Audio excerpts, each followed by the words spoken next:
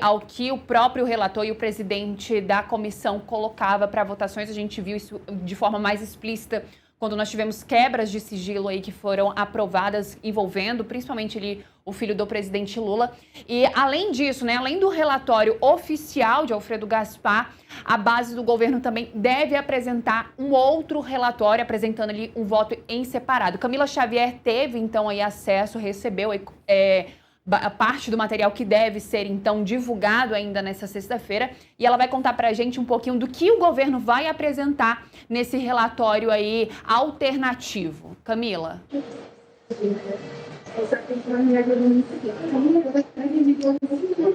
Então, Marília, a base governista prepara, de fato, esse documento alternativo. Eles estão abertos para a possibilidade de um acordo, de talvez se votar, fazer um acordo para votar parte desse relatório principal, junto com o relatório, no caso, alternativo, que é o relatório deles, com o relatório principal do Alfredo Gaspar, mas que isso precisaria passar pela aprovação desse relatório que eles vão apresentar.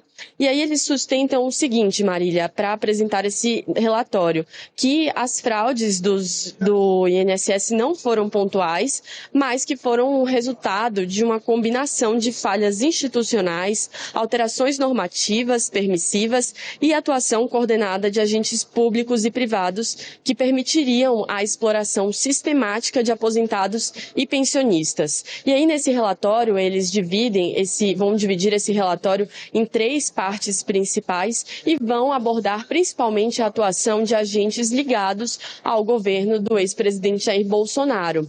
Eles vão separar esse relatório, tratar na primeira parte sobre a questão dos descontos associativos e o esquema de fraude nessas aposentadorias e pensões do INSS.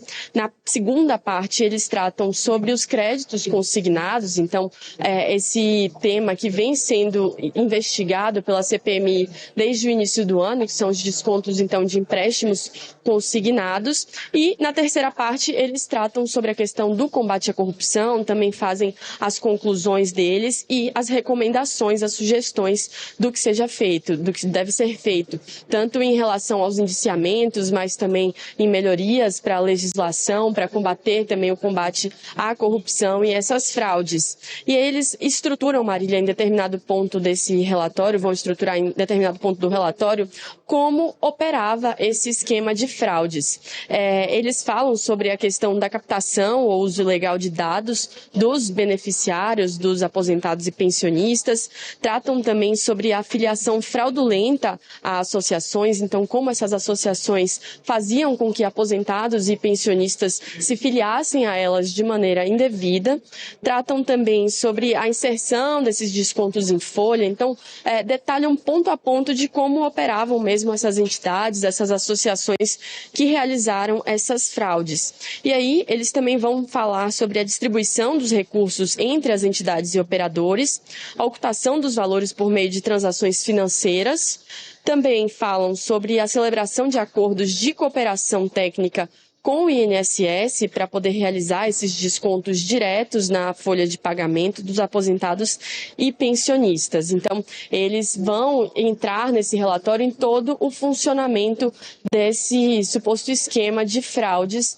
E aí a gente viu também, o próprio Tássio Lohan já adiantou, ele também teve acesso a esse material, então quantos vão ser os indiciados, né? Vão ser mais de 100 indiciados, segundo esse relatório, que aí contrasta com o relatório principal, né? O principal relatório do relator Alfredo Gaspar, ele já vinha falando que vai ter mais de 5.000 páginas, mais de 220 indiciados mas não adiantou para a gente se, por exemplo, figuras centrais, figuras que a gente vem assistindo, né, vem vendo sendo citadas aqui na CPMI, como o filho do ex-presidente, do presidente Lula, o filho do presidente Lula, o Lulinha, ele vem sendo bastante citado. O relator da CPMI disse que há indícios que o ligam a esse esquema de fraudes, mas não quis adiantar se ele vai de fato ser indiciado ou não.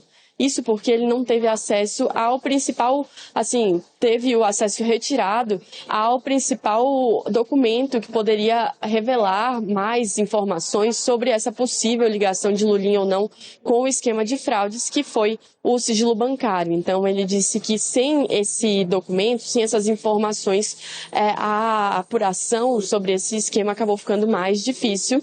Mas a gente acompanha hoje, Marília, essa disputa, né? Vai acontecer uma disputa aqui entre esse relatório principal e o relatório alternativo apresentado pela base do governo, e se trabalha com uma possível negociação, possível acordo, para que eles consigam aprovar o mais rápido possível, mas há resistências também por parte da oposição, por parte da minoria, que é quem está favorável ao relatório de Alfredo Gaspar, em a negociar qualquer tipo de documento, fazer qualquer tipo de concessão em relação a esse relatório, ou em relação também ao indiciamento de pessoas ligadas ao governo Lula. Mas a gente está aqui e vai acompanhar tudo. Daqui a pouco os parlamentares já chegam e a gente traz toda a movimentação aqui no Acorda Metrópolis. Essa é a Camila Xavier, trazendo aí todos os detalhes, contou aí pra gente, pontuou a votação que aconteceu dentro do Supremo Tribunal Federal ontem. Hoje ela trouxe informações sobre o relatório de Alfredo Gaspar e agora também ela finaliza, então, essa sua primeira entrada aqui no Acorda Metrópolis, trazendo aí, então, bastidores desse texto alternativo que também deve ser apresentado. Camila, parabéns pelo seu trabalho, muito obrigada, a gente se encontra daqui a pouquinho. Nós vamos continuar.